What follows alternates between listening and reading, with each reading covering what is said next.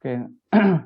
Nah, untuk mata kuliah manajemen bising dan getar, ini mata kuliahnya adalah 2 SKS untuk wajib untuk semester 7 reguler.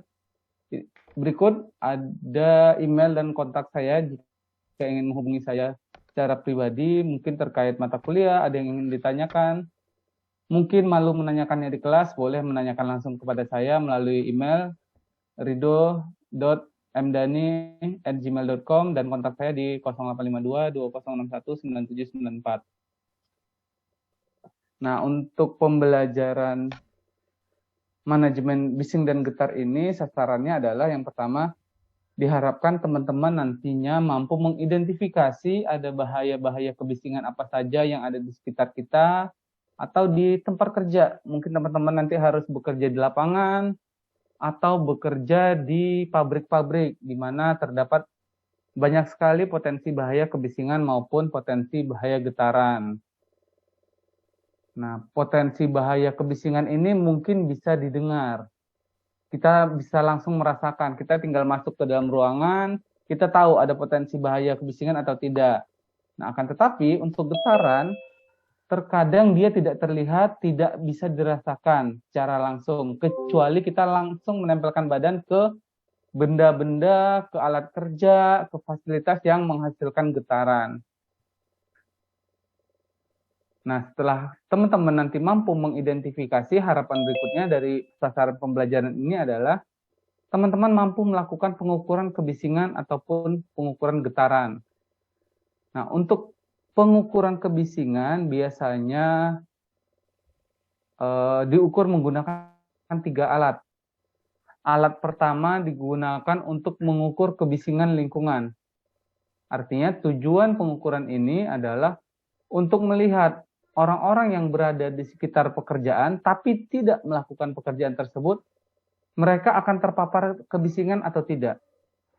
Kalaupun terpapar, seberapa besar paparannya? Apakah melebihi nilai ambang batas yang diizinkan oleh pemerintah atau di bawah nilai ambang batas yang diizinkan? Nah, alat yang digunakan namanya sound level meter. Alat ini yang umum dipakai dalam pengukuran kebisingan.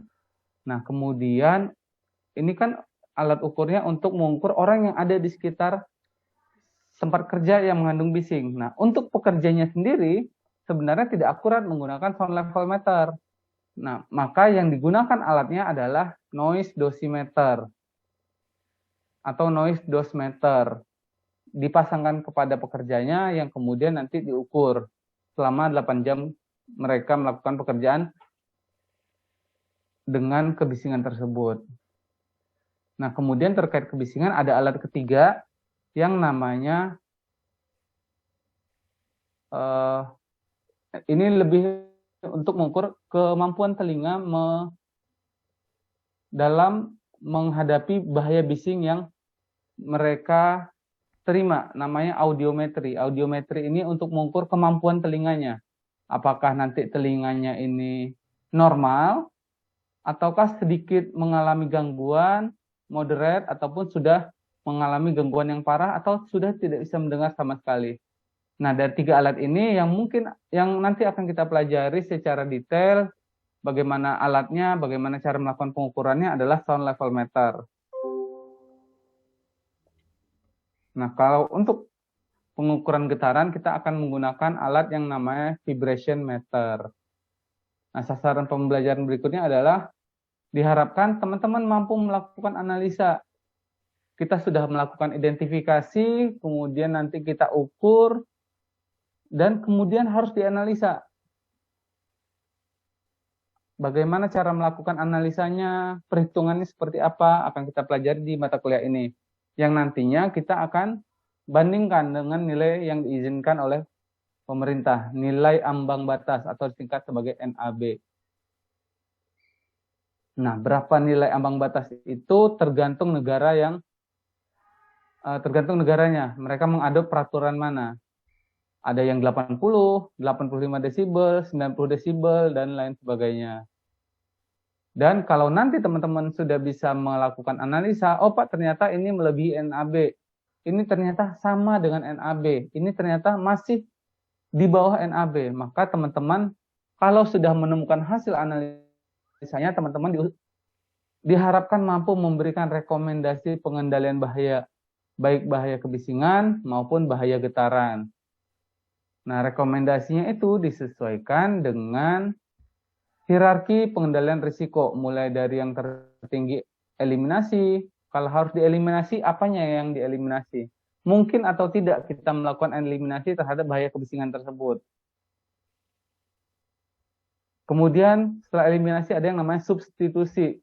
Mungkin atau tidak diganti. Entah alatnya kah yang diganti, atau sumber bisingnya yang diganti, atau hal-hal lain yang bisa dilakukan terkait substitusi tersebut. Di bawah substitusi ada engineering control, bagaimana kita melakukan pengendalian dengan mengubah desain dan lain-lain. Strategi keempat adalah dengan pengukuran atau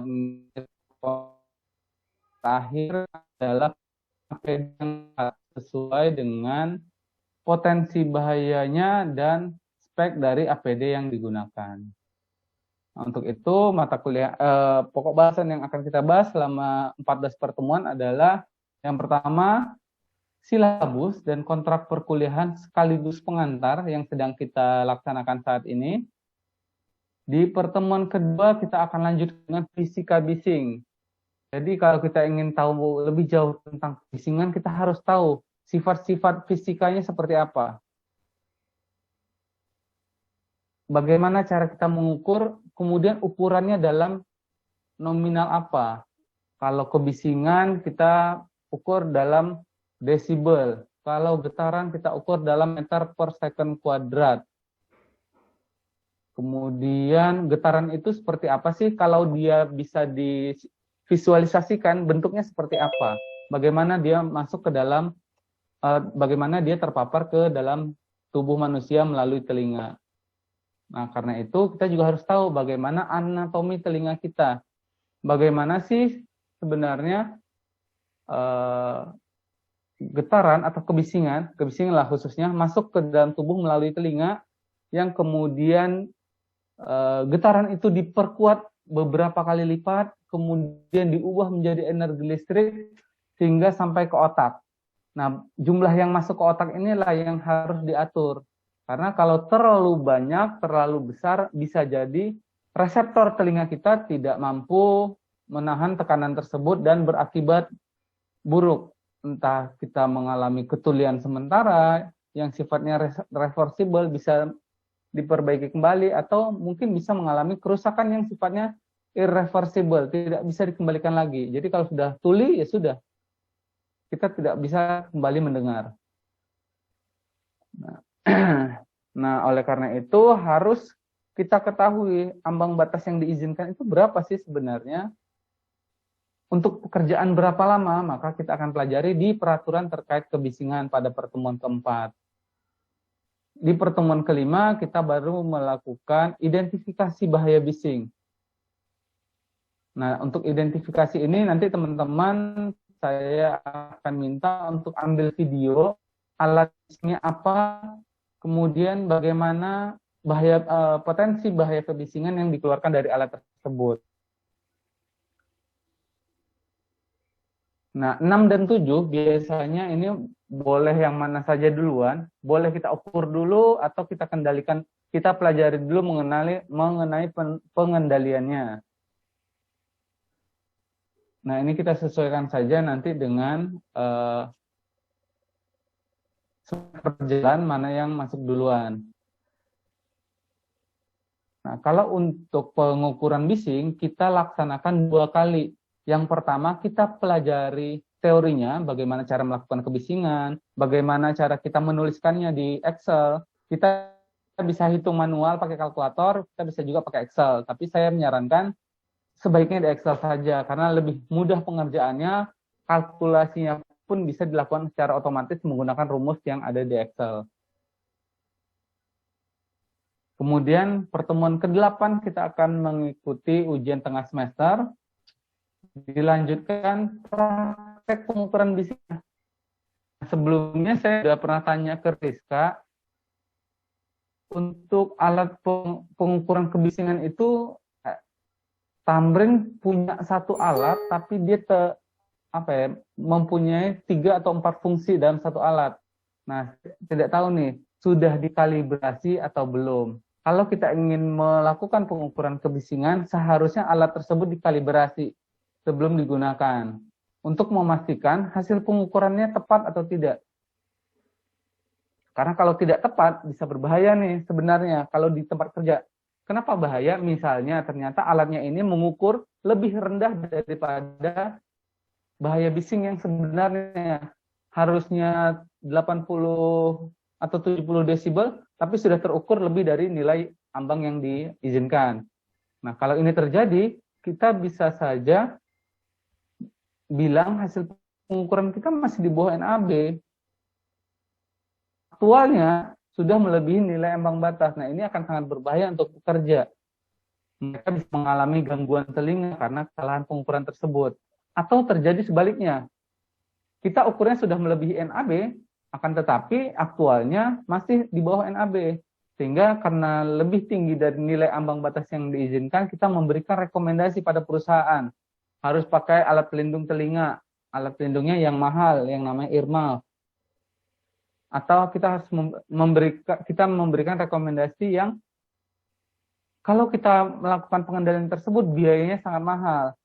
Kalau memang ternyata bising tersebut adalah bising yang bisa ditoleransi, kita salah melakukan pengukurannya, maka kita bisa menambah biaya perusahaan. Dan ini akan merugikan perusahaan. Nah, itu kita harus menggunakan alat yang sudah terkalibrasi. Nah, akan tetapi karena ini hanya praktikum, tidak digunakan secara aktual di tempat kerja, yang kita pelajari hanya bagaimana cara mengukurnya, kemudian bagaimana cara menghitung hasil pengukuran tersebut. Maka kita masih bisa menggunakan alat yang ada, tapi dengan pola pikir bahwa kalau kita lakukan di tempat kerja, harus sesuai dengan standar yang ditentukan oleh pemerintah. Harus terkalibrasi oleh orang yang tersertifikasi. Kalau teman-teman nanti ingin menjadi masuk kerja, kemudian bekerja di bidang K3 dan mau melakukan pengukuran, maka teman-teman harus tersertifikasi terlebih dahulu.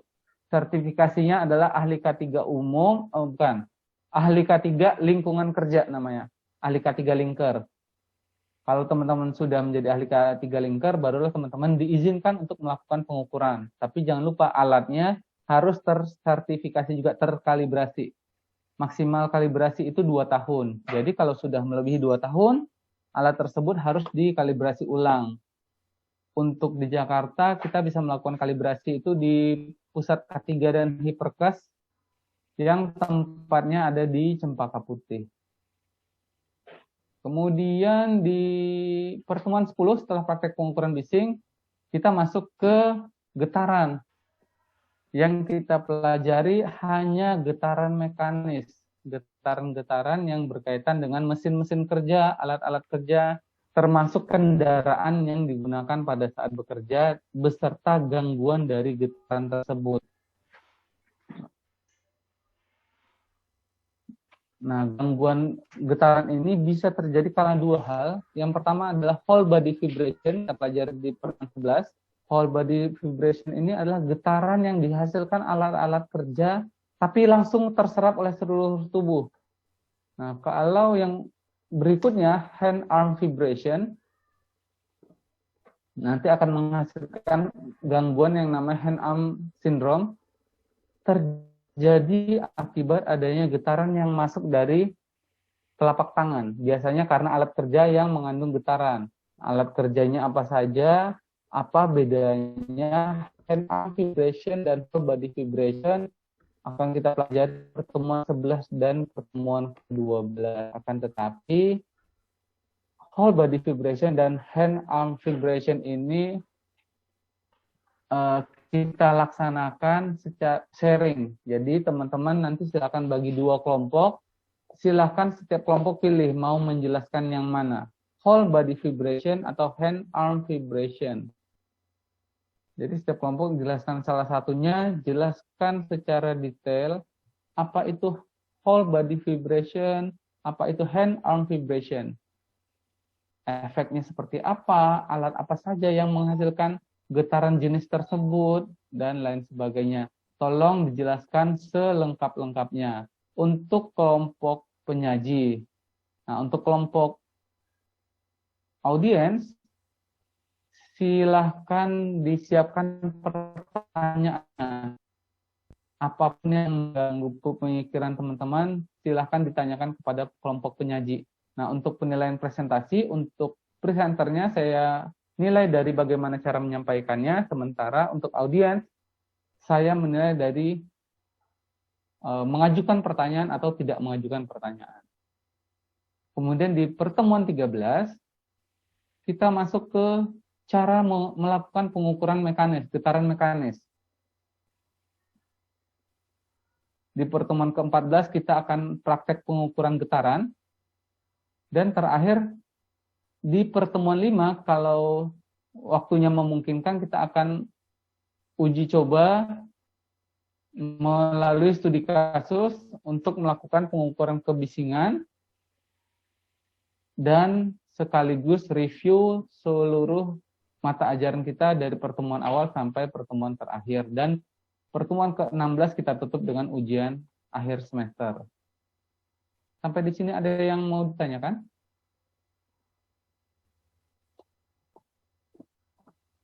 Oke, kita lanjutkan untuk penilaian. Nah, nilai UTS itu 30%. Jadi dari seluruh penilaian 30%-nya berasal dari nilai UTS, 35% dari nilai UAS, 10% dari nilai kehadiran. Bentar, ini saya ganti dulu, bukan absen. Ini dari nilai kehadiran. Nah, sementara 20%-nya dari nilai penugasan, di mana penugasannya itu terbagi menjadi kuis, tugas mandiri, dan tugas kelompok.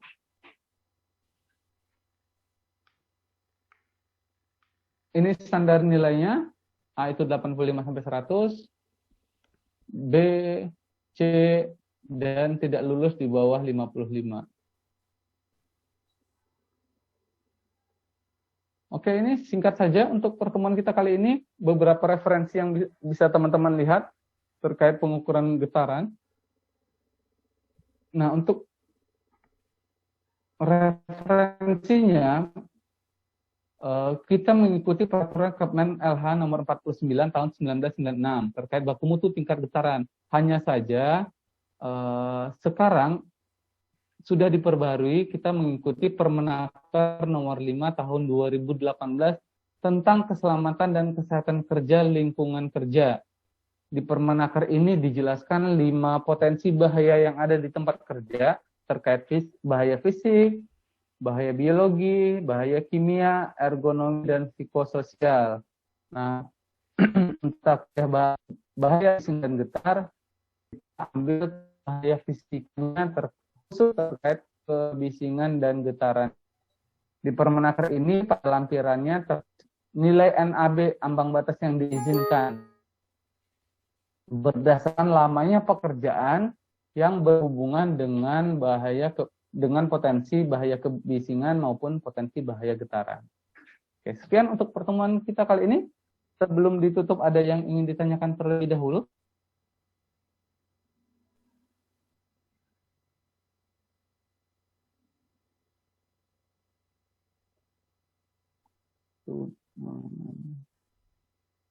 Ini ada 14 orang. Berapa orang yang belum hadir?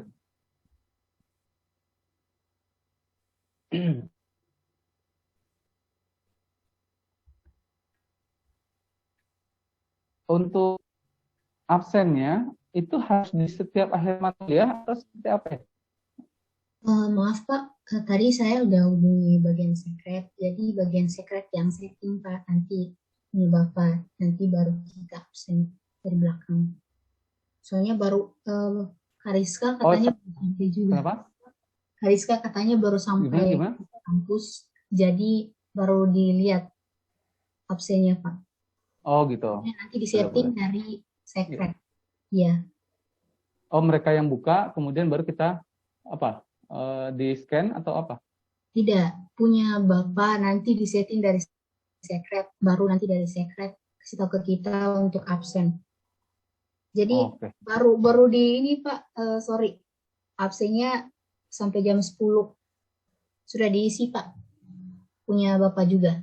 Oh, sudah di sini. Oke, baik. Terima Untuk kasih, teman-teman Siti. silakan absen ya.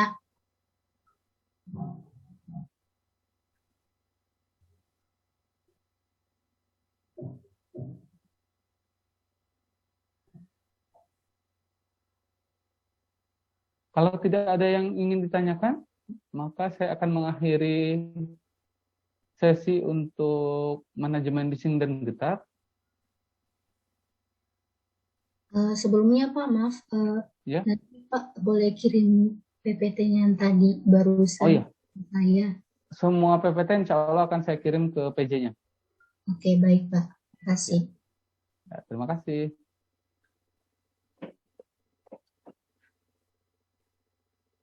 Untuk mata kuliah manajemen kebakaran, bisa kita mulai sekarang saja.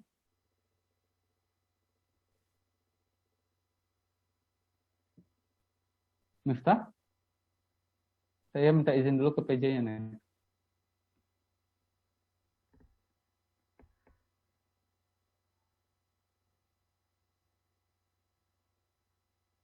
Halo Miftah, monitor Miftah.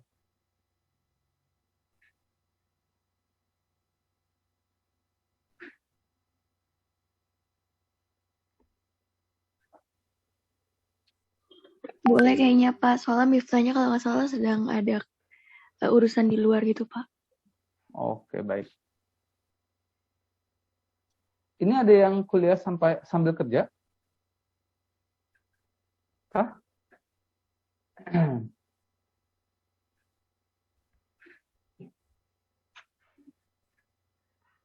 Belum ada Pak. Belum ada ya? Oke. Karena kalau ada yang sambil kuliah, mungkin teman-temannya diingatkan bahwa ini sedang ada kuliah dan nanti akan saya share juga untuk materinya. Oke, kita lanjutkan ke manajemen kebakaran. Manajemen kebakaran ini saya belum dapat kode mata kuliahnya dan ini wajib untuk semester 7. Benar semester 7 ya? Iya Pak. Reguler K3. Nah, kalau untuk manajemen kebakaran, kita tidak pelajari fire dynamic.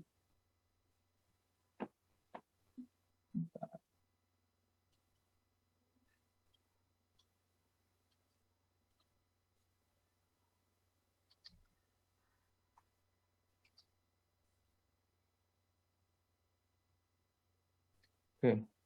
Nah, diharapkan nanti teman-teman mampu menjelaskan dan menganalisa permasalahan apabila teman-teman melihat atau diberikan permasalahan terkait kebakaran berdasarkan fenomenanya, prinsip kebakaran, konsep kebakaran, dan sifat fisik api. Sebenarnya untuk mata kuliah manajemen kebakaran kita juga sebaiknya mengerti mengenai fire dynamic atau dinamika api. Bagaimana sih api itu menyala? Bagaimana sifat kimia dari setiap api? Makanya nanti ada api warnanya merah, warnanya biru, hijau, hitam. Nah, dari warna api kita bisa tahu seberapa panas ini apinya. Ada yang 100 derajat, 200 derajat, bahkan di atas 2000 derajat Celcius. Tapi untuk fire dynamic-nya sendiri mungkin akan saya jelaskan sekilas saja.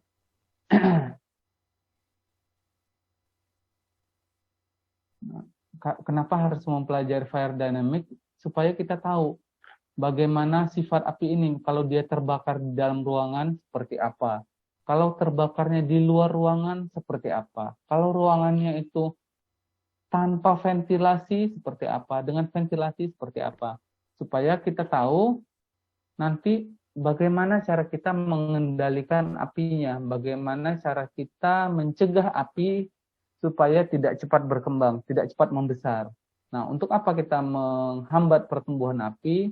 Untuk memastikan bahwa seluruh orang yang berada di sekitar area yang terbakar memiliki waktu untuk melakukan evakuasi sehingga mereka bisa menyelamatkan diri dan jangan sampai jatuh korban jiwa.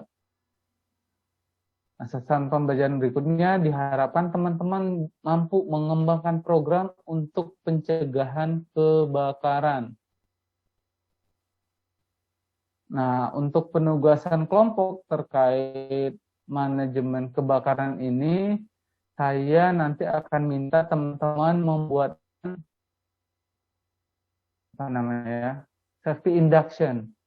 Teman-teman silahkan satu kelompok, satu kelas, hanya dibentuk satu kelompok untuk membuat program pencegahan kebakaran yang namanya safety induction. Fire safety induction.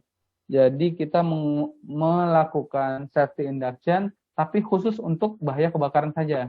Teman-teman silahkan pilih. Sekarang sudah masuk kelas kan ya? Untuk beberapa mata kuliah sudah dilakukan langsung secara luring di kampus? Sudah belum? Atau semuanya online? Semuanya online, Pak. Masih online minggu ini.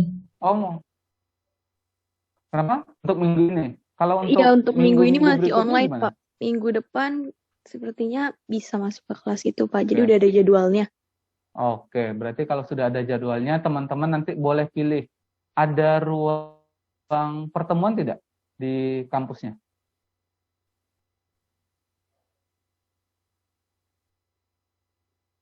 Sepertinya ada, Pak. Sepertinya ada, belum pernah masuk kampus ya? Dari awal kuliah sudah pernah masuk kampus atau memang Iya, sudah Pak. baru online? Ya. Pak. Oh, sudah ada, oke. Jadi gini, konsepnya nanti teman-teman itu boleh buat pilih satu ruangan yang biasa dipakai untuk pertemuan. Boleh aula, boleh memang ruang rapat, atau kalau tidak ada ruang-ruang seperti ini, silahkan teman-teman pilih satu kelas di mana teman-teman mensimulasikan seolah-olah di sini akan diadakan kegiatan pertemuan. Nah, oleh karena itu teman-teman harus bisa menginformasikan bagaimana apa yang harus dilakukan setiap peserta yang ada di ruangan tersebut dalam hal terjadi kejadian kebakaran. Nanti di videonya lebih kurang 3, 5, paling banyak, paling lama 10 menit. Silahkan teman-teman rancang bagaimana teman-teman mengajarkan, bukan mengajarkan ya, mensosialisasikan bahwa ruang kelas kita seperti apa, terdapat pintu keluar di mana saja, kemudian kalau terjadi kebakaran apa yang harus dilakukan, kalau harus keluar ruangan ke arah mana. Nah, untuk memperkaya pengetahuan teman-teman tentang evakuasi kebakaran nanti akan kita pelajari di dalam mata kuliah ini, dan teman-teman juga bisa lihat dari YouTube mengenai fire safety induction, sehingga nanti teman-teman bisa menghasilkan satu video untuk mengisi tugas kelompok mata kuliah manajemen kebakaran. Dan dikumpulkan di pekan terakhir sebelum ujian akhir semester. Nah, teman-teman boleh kerjakan dari sekarang atau boleh nanti pada saat libur di tengah semester. Yang jelas dikumpulkannya di akhir perkuliahan ini. Jadi silakan dibuat sebaik mungkin sehingga kalau nanti memang diadakan kegiatan pertemuan di Tamrin, teman-teman bisa pakai video ini sebagai video untuk safety induction. Nah, pokok bahasan yang akan kita pelajari yang pertama adalah pengantar manajemen kebakaran yang dari tadi saya jelaskan, sekaligus penjelasan silabusnya beserta kontrak perkuliahan. Oh ya, untuk kontrak perkuliahan, saya biasanya tidak banyak peraturan. Teman-teman usahakan sebisa mungkin kalaupun telat tidak lebih dari 15 menit. Pak, kalau lebih dari 15 menit bagaimana? Nggak masalah, silahkan ikut saja. karena kita perkuliahannya secara online, usahakan teman-teman bisa fokus untuk mengikuti perkuliahan. Kalau ada yang ingin ditanyakan, silahkan. Boleh raise hand, boleh tanyakan secara langsung, boleh di kolom chat. Ini Miftah bilang sudah bisa absen Pak di LMS, tapi saya belum dapat akunnya, nanti saya akan minta ke Rizka. Nah, di pertemuan kedua kita akan membahas mengenai konsep dasar kebakaran.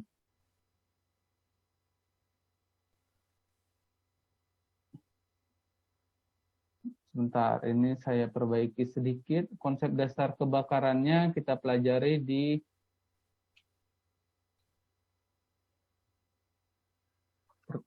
pertemuan ketiga. Konsep dasar kebakaran dan sifat fisik api. Sementara untuk di pertemuan kedua, ini akan saya ganti mengenai, kita mengenal dulu. Pengenalan kebakaran. Kasus kebakaran. Nah, kenapa kita pengenalan kasus kebakaran? Karena kita harus mengetahui dulu sebesar apa sih efek dari satu kejadian kebakaran.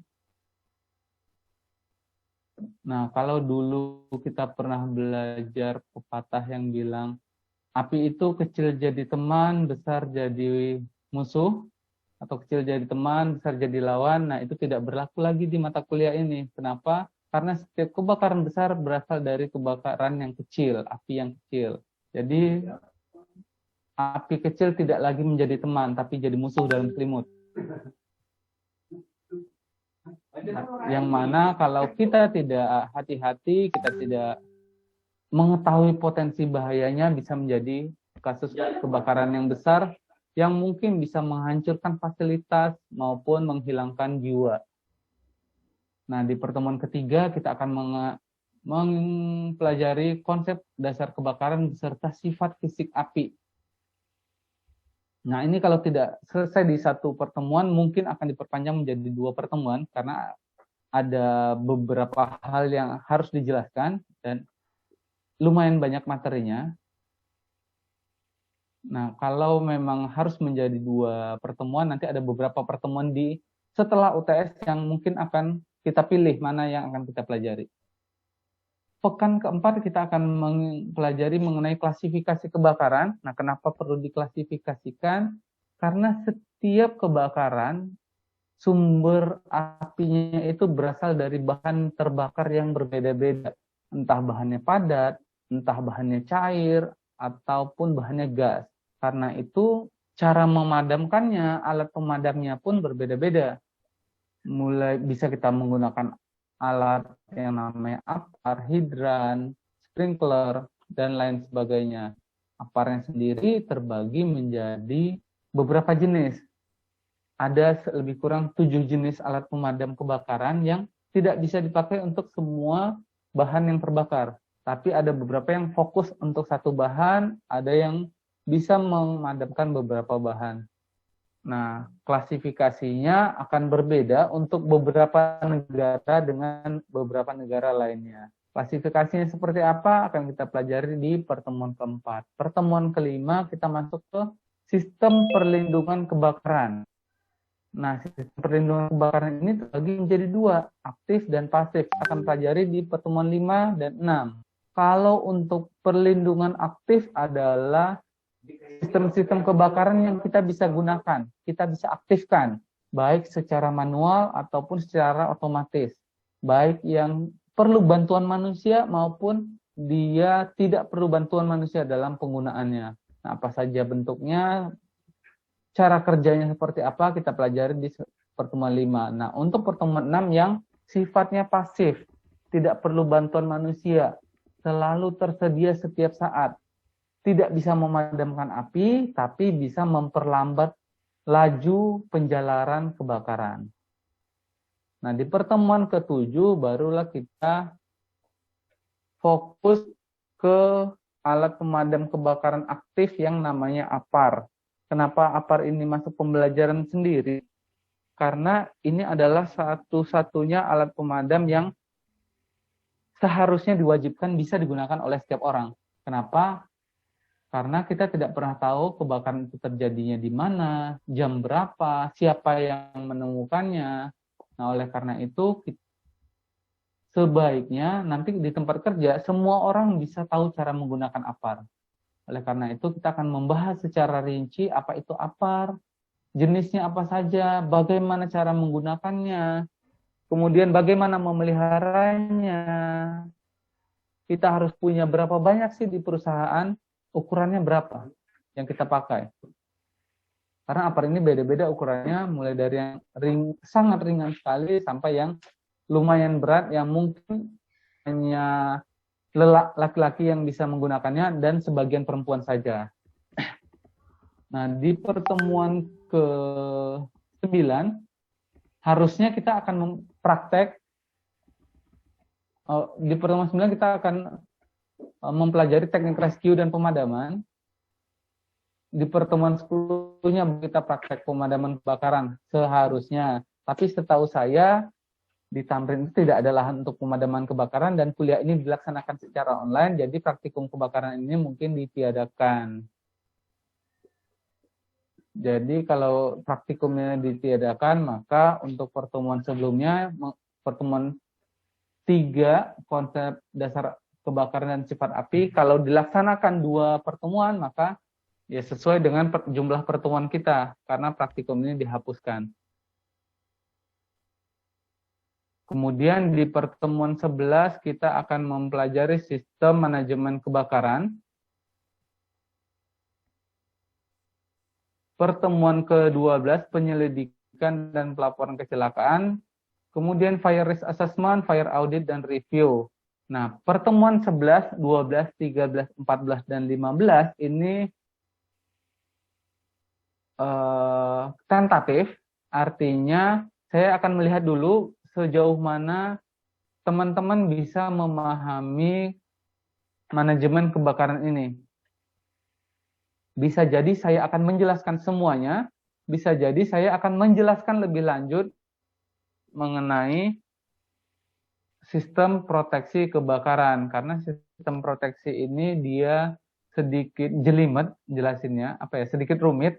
Jadi kalau memang saya itu berharap materi itu tidak perlu terlalu banyak kalau kita tidak mengerti sama sekali. Lebih baik sedikit dan sederhana, tapi bisa diaplikasikan di tempat kerja. Nah, kebetulan 2 mata kuliah yang saya ajarkan semester ini, manajemen bisnis getar, manajemen kebakaran, ini adalah 2 materi yang sifatnya teknis, bisa langsung dipakai di lapangan. Nah, oleh karena itu, fokus pembelajaran kita adalah bagaimana teman-teman bisa mengerti, dan kalaupun teman-teman bekerja berkaitan dengan 2 mata kuliah ini, teman-teman bisa langsung aplikasikan. Bagaimana cara memakainya, bagaimana cara menggunakannya. Kebakaran, saya itu inginnya teman-teman tahu bagaimana cara membuat sistem pemadaman kebakaran. Mungkin kita akan pelajari sedikit saja. Tapi setidaknya teman-teman harus, misalnya kalau kerja, Pak, kita harus punya APAR. Jumlah APAR-nya berapa? Kita tahu cara menghitungnya. Kita bisa memutuskan mau beli APAR yang ukurannya 1 kilo, 2 kilogram, 3 kilogram, 6 kilogram, atau mau seperti apa, menyusunnya seperti apa di dalam ruangan. Seberapa banyak yang kita pakai. Bagaimana cara kita mengajarkan teman-teman untuk menggunakan APAR tersebut dan lain sebagainya. Termasuk juga bagaimana sih cara kita melakukan evakuasi setiap keadaan darurat, cara evakuasinya mungkin akan sedikit berbeda. Makanya kita akan pelajari kalau kebakaran, bagaimana sih kita melakukan evakuasi. Apakah setiap alarm menyala kita harus langsung keluar, atau apa ini yang harus kita kerjakan sebelum kita merespon alarm kebakaran yang menyala di tempat kerja. Akan beda nih caranya. Kalau ternyata, Pak, saya kerja di Menara Mandiri, gedung bertingkat, lantainya 15. Pak, saya bekerja di gedung atau di gudang 1 lantai, tapi atapnya tinggi, ruangnya sangat besar. Atau saya bekerja di pabrik yang banyak gedung-gedungnya. Jadi kalau terjadi kebakaran biasanya alarm nyala di semua gedung. Nah, siapa yang harus saya evakuasi? Apakah harus semuanya atau sebagian? Nah, kalau harus semuanya, siapa yang didahulukan? Siapa yang dievakuasi? Dievakuasinya kemana? Apa tanda evakuasinya? Dan lain sebagainya. Jadi saya berharap teman-teman mengerti secara jelas dan detail apa yang dipelajari di 2 mata kuliah ini. Nah, untuk ujiannya, biasanya saya akan meminta pendapat, bukan pendapat ya, meminta teman-teman melakukan analisa. Kalau ujian yang lain mungkin akan ditanyakan, apa itu kebakaran, kemudian apa itu APAR, kemudian bagaimana cara menggunakan APAR. Nah, kalau di mata kuliah saya, ujiannya biasanya itu esai, saya cenderung menanyakan analisa teman-teman. Contohnya, kalau terjadi kebakaran, Anda adalah tamu, apa yang Anda kerjakan? Pada saat terjadi kebakaran, Anda adalah petugas keamanan, apa yang Anda kerjakan? Terjadi kebakaran, Anda adalah direktur perusahaan, apa yang Anda kerjakan? Terjadi kebakaran, Anda adalah orang yang kebetulan lewat di samping gedung yang terbakar, apa yang Anda lakukan? Nah, soal ujian saya lebih kurang seperti itu. Makanya yang saya harapkan adalah jawaban dari pemikiran teman-teman semua. Selagi itu dari pemikiran teman-teman, kemungkinan nilai yang akan saya berikan tidak kurang dari B. Tapi kalau misalnya nanti ada teman-teman yang, oh ini bahasanya bahasa buku, atau jawaban A dan jawaban B persis sama. Mohon maaf, biasanya yang seperti ini tidak saya berikan penilaian. Jadi lebih baik teman-teman itu analisa sendiri, sederhana tidak masalah, tulisannya mungkin terbata-bata atau berdasarkan yang saya tahu Pak seperti ini. Nah seperti itu akan saya beri penilaian. Jadi yang saya harapkan adalah jawaban jujur teman-teman supaya saya bisa tahu nih, teman-teman sudah memahami kebakaran ini sampai sejauh mana. Oke, untuk UTS penilaian, UTS UAS absen dan penugasan sama seperti yang sebelumnya. Mata kuliah manajemen bisnis dan getar. Oops.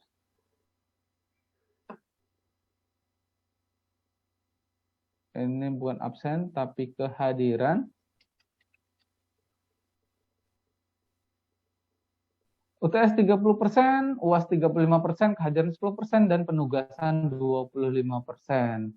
Kuis, tugas mandiri, dan tugas kelompok. Untuk tugas kelompoknya, salah satunya tadi yang saya sudah informasikan di awal, teman-teman saya minta untuk membuat video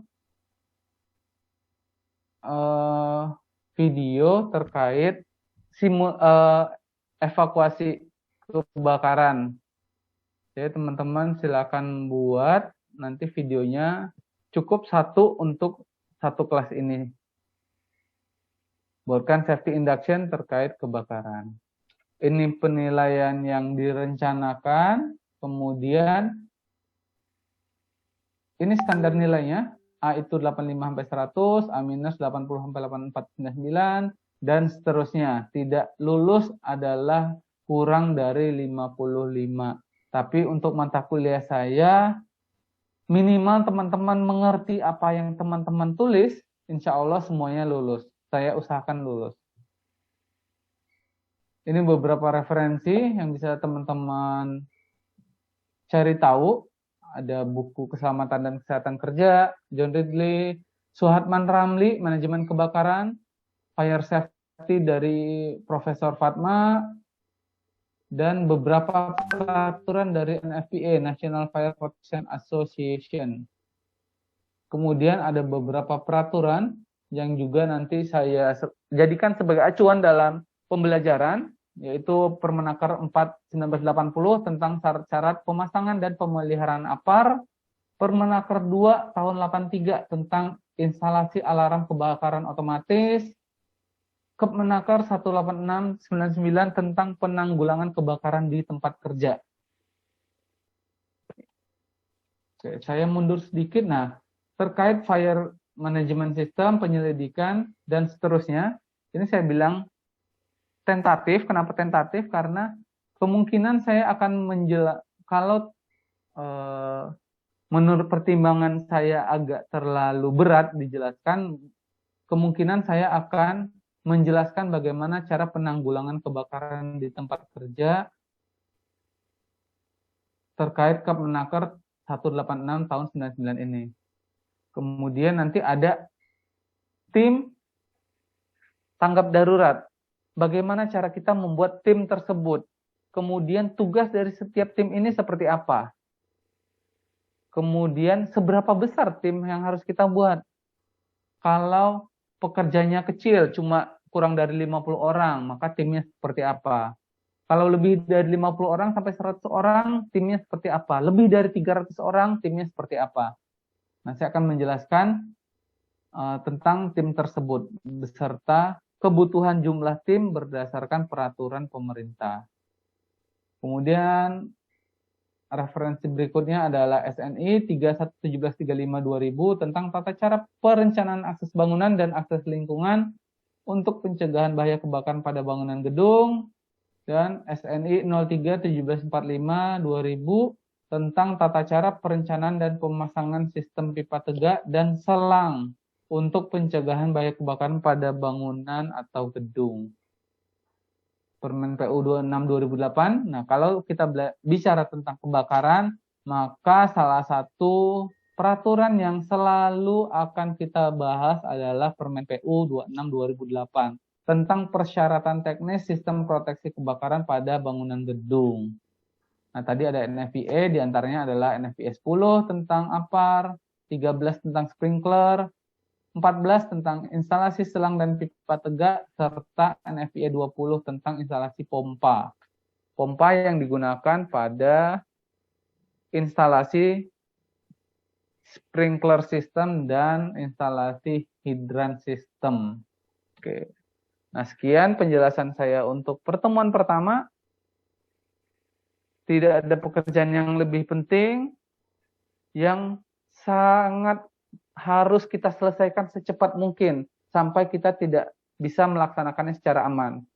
Artinya, kalau teman-teman melakukan pekerjaan, pastikan aman dulu baru dikerjakan. Pastikan pekerjaan ini bisa dilaksanakan secara aman. Jangan sampai karena teman-teman terburu-buru, karena harus cepat selesai, sudah deadline, teman-teman akhirnya meminggirkan keselamatan yang nantinya berujung pada terjadinya kecelakaan kerja. Karena lebih baik kita dapat untung yang sedikit lebih kecil tanpa adanya kecelakaan dibandingkan kita untungnya sedikit lebih banyak tapi terjadi berkali-kali kecelakaan di tempat kerja. Salah satu potensi keadaan darurat yang paling sering terjadi di Indonesia adalah kebakaran. Oleh karena itu, teman-teman nanti sebagai orang ketiga diharapkan mampu berpartisipasi dalam mencegah kebakaran di tempat kerja. Sampai di sini ada yang mau ditanyakan? Kalau tidak ada yang ingin ditanyakan, maka saya akan akhiri pertemuan kita untuk pekan ini. Sampai bertemu di pekan berikutnya. Untuk yang belum hadir atau yang terlambat hadir, semoga bisa hadir lebih tepat waktu di pertemuan yang mendatang. Nah, untuk yang tidak bisa hadir, usahakan informasikan ke saya kenapa tidak hadir. Entah sakit, atau ada keperluan yang mendesak, atau bahkan ketiduran pun tidak masalah. Diinformasikan saja supaya saya tahu siapa yang tidak hadir. Dan saya berharap semuanya di teman-teman ini bisa mengerti apa yang kita pelajari. Kalau memang ada yang tidak dimengerti, mungkin mengganggu pemikiran teman. Pak, ini rasanya saya ada yang ingin ditanyakan, tapi kalau ditanyakan di kelas, sepertinya kok malu-maluin ya? Boleh, silakan langsung WhatsApp ke saya. Kalau bisa saya jawab, akan saya jawab. Kalau tidak bisa, saya usahakan akan mencari tahu jawabannya. Dan akan saya jawab setelah saya memperoleh jawaban tersebut. Terima kasih atas perhatiannya. Recording in progress.